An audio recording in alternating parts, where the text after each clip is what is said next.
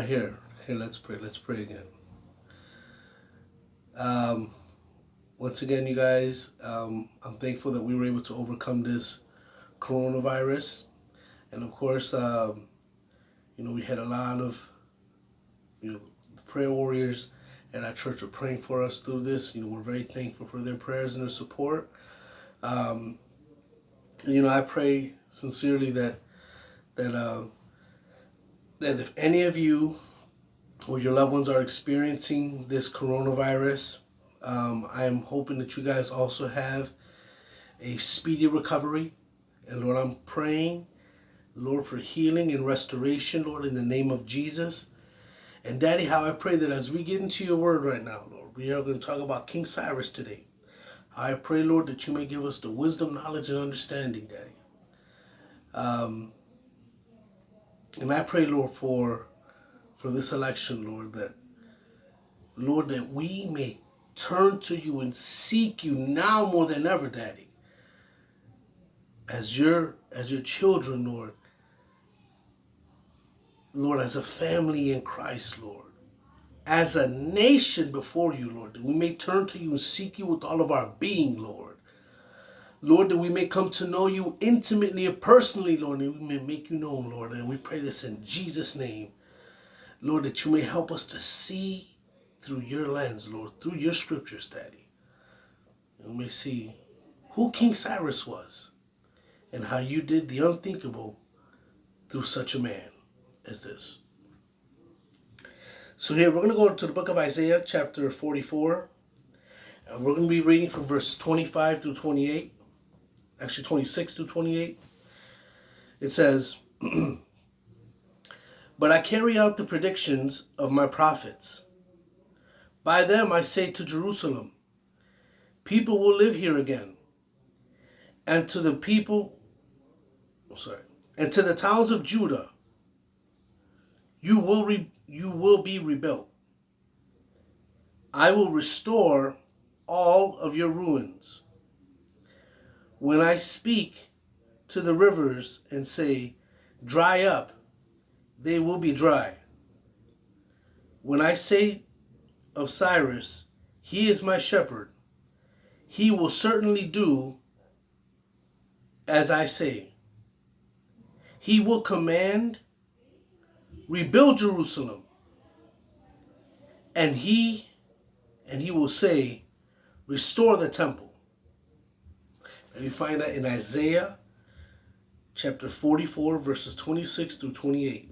Now that's a New Living Translation. I don't normally, I always read from the New King James, but it was late last night when I was preparing these verses for today, and then switch up the translation. But here we're gonna keep going.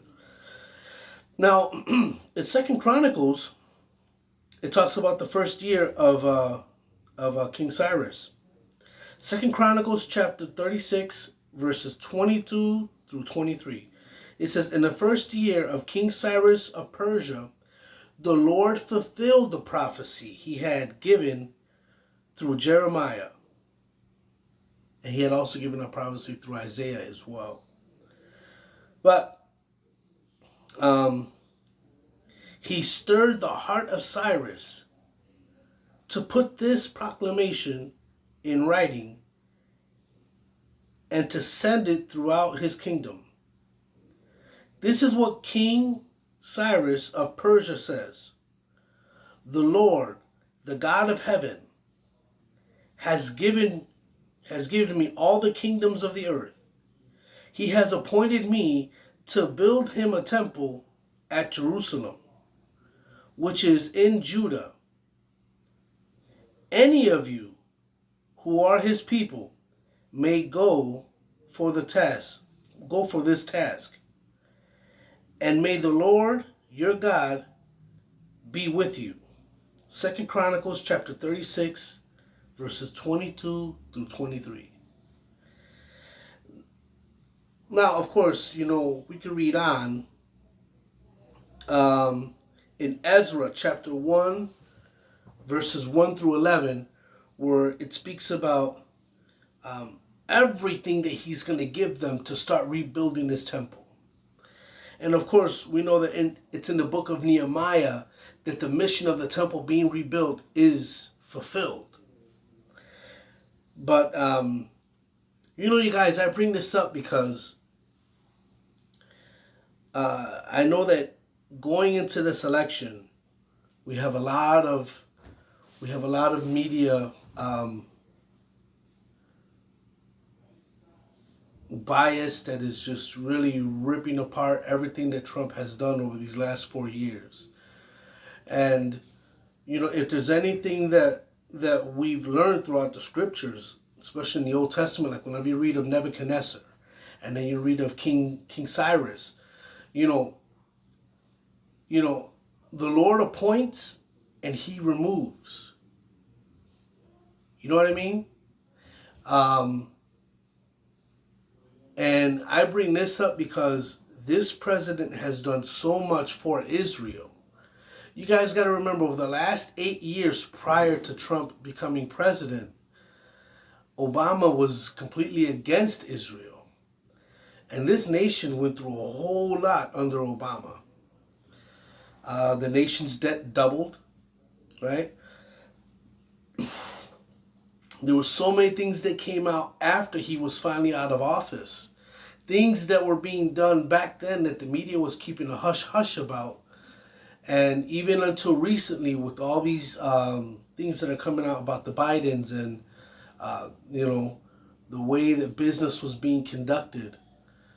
Of course, with the laptop being turned in to a shop to get fixed, and then he never went to go pick it up afterwards. And now all these things are coming out about the tons of money that was being made with China deals, and just all the mistakes that were made.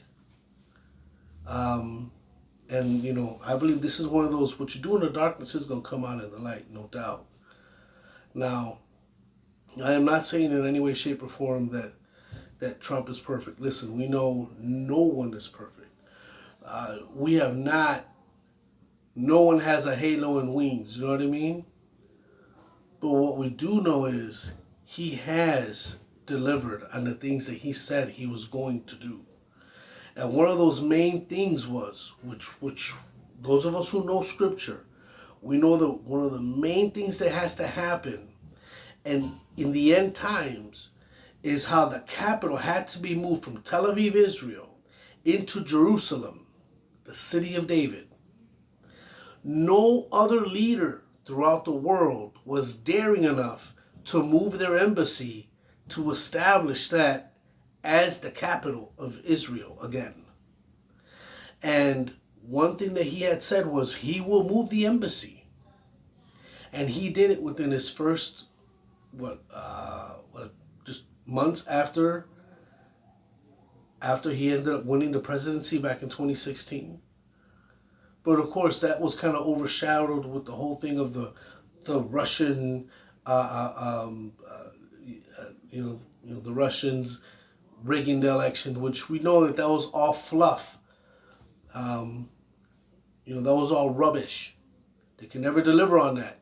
It was hearsay. It was a shot in the dark, like they say, and they never did deliver on that. But now, let's move a little bit further. He ends up making this deal with Israel. He helps them with their military. He establishes their capital in the city of Jerusalem, the city of David. And now you have more nations that are going towards Israel to make deals.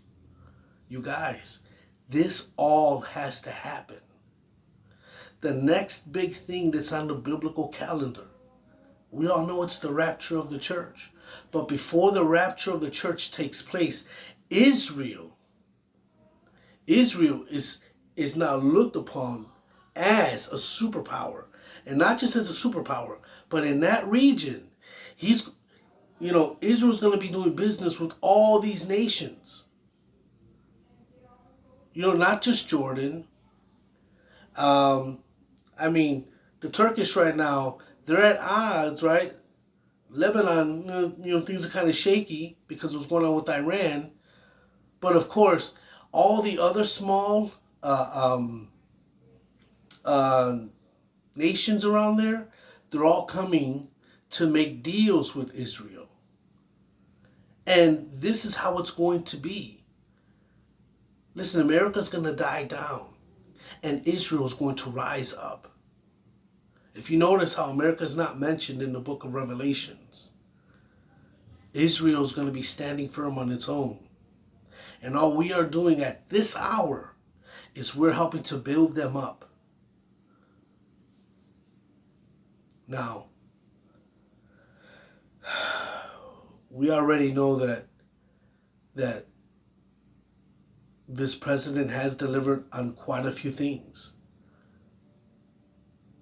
especially with backing Israel. We know that Biden is not going to back Israel.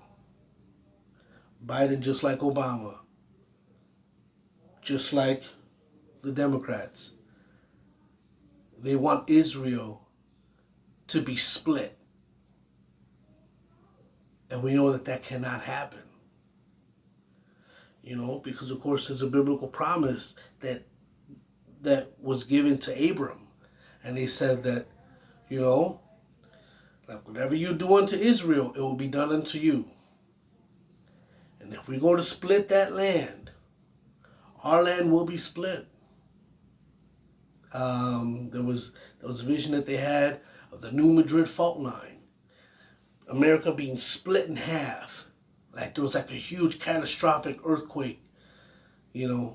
So many people had this vision, and it's kind of like a warning for America that the day we split that land, our land is going to be split in half.